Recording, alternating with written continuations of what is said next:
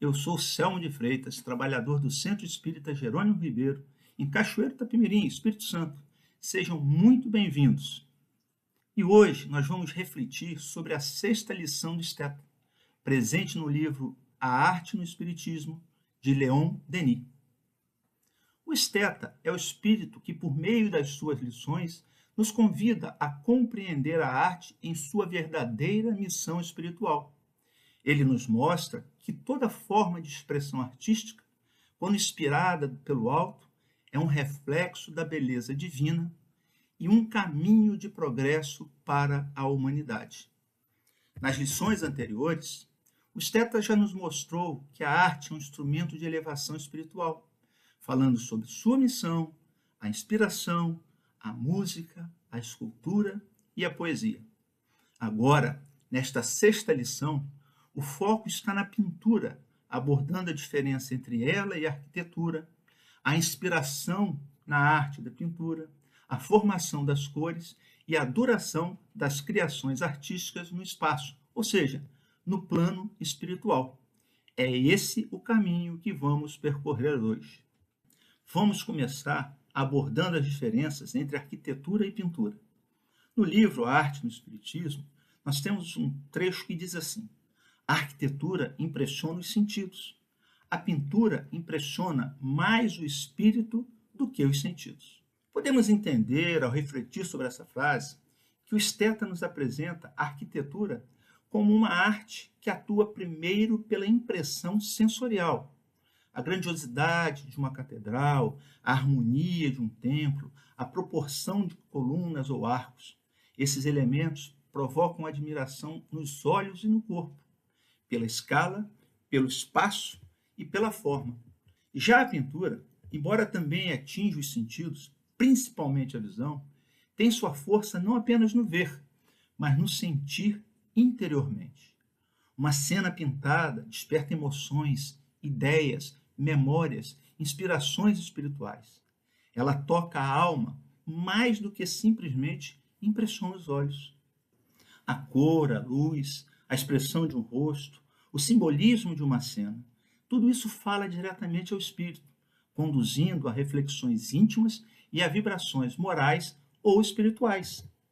A arquitetura envolve inspiração, o ser que a projeta e também o trabalho do ser humano.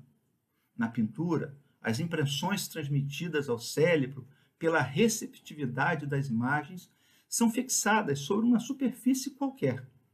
No plano material, essas imagens são fruto de visões trazidas do espaço, seja em mundos que ele habitou ou visitou.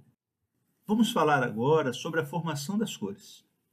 Há uma significativa diferença entre a paleta, ou seja, a quantidade de cores que se consegue obter no plano material, e aquela que se alcança no espaço, ou seja, no plano espiritual. Na Terra, as cores são aquelas criadas artificialmente, a partir de combinações químicas, logo sujeitas às limitações da matéria, e visualizamos as mesmas a partir da luz refletida pelos objetos. Os olhos da matéria não têm a capacidade de captar todo o espectro de cores e tons visíveis ao espírito. No espaço, a formação das cores não enfrenta as limitações da matéria densa. Elas são geradas por pensamentos que se concretizam em feixes luminosos e esses assumem as mais variadas tonalidades. Esses rastros são mais ou menos coloridos conforme a sua orientação. As tonalidades existem em estado latente no próprio espírito, formada por moléculas de cores diversas que, atravessadas pelo pensamento, se projetam e formam os temas que o ocupam. Quanto mais evoluído o espírito, maior sua capacidade de projetar cores mais vivas e brilhantes. A fotografia a cores, de forma bem restrita, nos dá uma pequena ideia das colorações fluídicas do espaço. Seja quando comparamos o que se pode ter de cores no plano material e espiritual, há uma distância muito grande. A matéria, no plano material, nós não conseguimos alcançar a quantidade de variações de cores e tonalidades, por conta de toda a restrição que a matéria densa provoca. Vejamos agora sobre a duração das criações artísticas no espaço. Espíritos mais avançados, evoluídos, criam, no meio em que vivem, quadros e cenas de um deslumbramento maravilhoso, de uma riqueza de colorido incomparável, mas, como na arquitetura, são perecíveis conforme a vontade do ser que os formou. Na Terra, uma obra dura enquanto a matéria resiste. No plano espiritual, ela dura enquanto a força do pensamento e da pureza da inspiração a sustentam. Podemos, de forma a buscar compreender essa criação e duração, usar as imagens holográficas. Elas são formadas por um processo que, entre outras ações, demandam energia para sua projeção e manutenção. Ou seja, a energia, neste caso, compara-se à vontade do ser que o criou. Na holografia, eliminada a energia, desfaz-se a imagem, da mesma forma que, passada a vontade do ser que criou a imagem no plano espiritual, esta deixa de existir. Daí esse exemplo da imagem holográfica, porque no momento que a gente suspende a energia que faz com que ela seja projetada, ela desaparece.